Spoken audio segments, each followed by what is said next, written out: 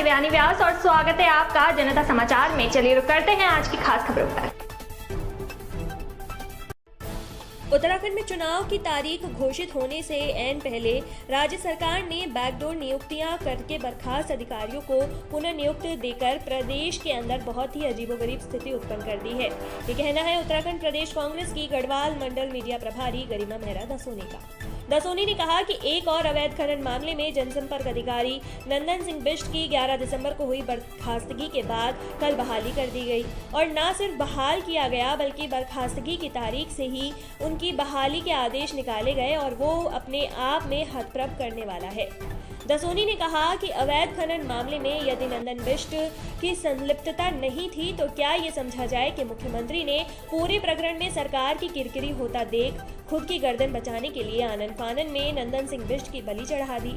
दसोनी ने कहा कि प्रदेश की जनता को और विपक्ष को ये जानने का पूरा अधिकार है कि इस पूरे प्रकरण की जांच में क्या पाया गया और कौन दोषी है। दसोनी ने कहा कि वो दूसरी ओर पुलिस ग्रेड पे मामले में आंदोलनरत परिजनों का पुराना ग्रेड पे लागू करवाने का आश्वासन देकर अंत में मुख्यमंत्री से 2 लाख की घोषणा कर पुलिसकर्मियों का अपना अपमान क्यों किया। दसोनी ने कहा कि मुख्यमंत्री धामी की वादाखिलाफी के शुभ होकर पुलिसकर्मी 8 जनवरी को काला दिवस के रूप में मना रहे हैं। दसोनी के अनुसार पुलिसकर्मियों के लिए धोखे की ये बात साफ हो गई है कि भाजपा भरोसेमंद कतई नहीं है। आज हालात ये है कि पुलिसकर्मी सामूहिक इस्तीफा देने की सोच रहे हैं। प्रदेश में सुचारू रूप से चुनाव कराने के कहीं न कहीं पुलिसकर्मियों का एक महत्वपूर्ण किरदार होता है। ऐसे में यदि उनका ही मनोबल कम होगा तो फिर प्रदेश की कानून व्यवस्था का असर पड़ना लाजमी है। दसोनी ने कहा वहीं दूसरी ओर आंदोलनरत कई वर्ग प्रचंड बहुमत और डबल इंजन की सरकार से निराश हुए हैं। फिर चाहे वो बेरोजगारी फार्मासिस्ट हो, दंत चिकित्सक, नर्सिंग अभ्यर्थी हो या फिर योग प्रशिक्षक हो या फिर संविदा कर्मी। सरकार ने जिस तरह से इन लोगों की अनदेखी की है ये हम सभी लोग आगामी चुनाव में भाजपा को सबक सिखाने के लिए काम करेगा। दसोनी ने ये भी कहा कि जिस तरह से भू कानून को ठंडे बस्ते में डाल दिया गया उससे एक बात साफ हो गई है कि भाजपा उत्तराखंड की हितैषी नहीं है। उत्तराखंड की जनता को अपेक्षा थी कि पूर्व मुख्यमंत्री त्रिवेंद्र सिंह रावत के द्वारा जिस तरह से उत्तराखंड की भूमि को गिरवी रखने का कानून लाया गया, पुष्कर सिंह धामी से पहले उसे रद्द करके एक सख्त भू कानून प्रदेश के लिए लाया जाएगा, लेकिन इस परिप्रेक्ष्य में भी निराशा ही हाथ लगी।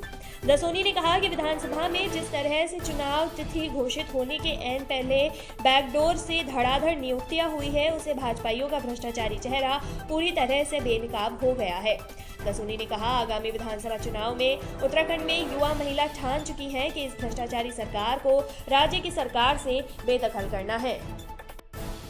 देखिए जिस तरह से यहाँ प्रदेश के अंदर अंधेरगर्दी मचाई गई, यहाँ राज्य सरकार के द्वारा विधानसभा में धड़ाधड़ बैकडोर नियुक्तियां की गई, न सिर्फ विधानसभा में बल्कि सचिवालय में भी हर विभाग में जिस तरह से मोटी उगाही करने के साधन जुटाए गए, उसको देखकर आज प्रदेश की जनता क्षुब्ध है। आज सारे समाचार पत्र इस बात से पटे हुए हैं कि किस तरह से घंटों यमुना कॉलोनी में बैठकर पुष्कर सिंह धामी जी ने वहां से सरकार चलाने का काम किया है और उनको पता था कि उनका सुपड़ा साफ होने वाला है, उनकी सियासी जमीन इस बार खिसकने वाली है, दोबारा वो सत्ता में नहीं आने वाले हैं। इसलिए अपने और अपने निकटवर्ती लोगों के खजाने भरने के लिए सारे साधन जुटाए।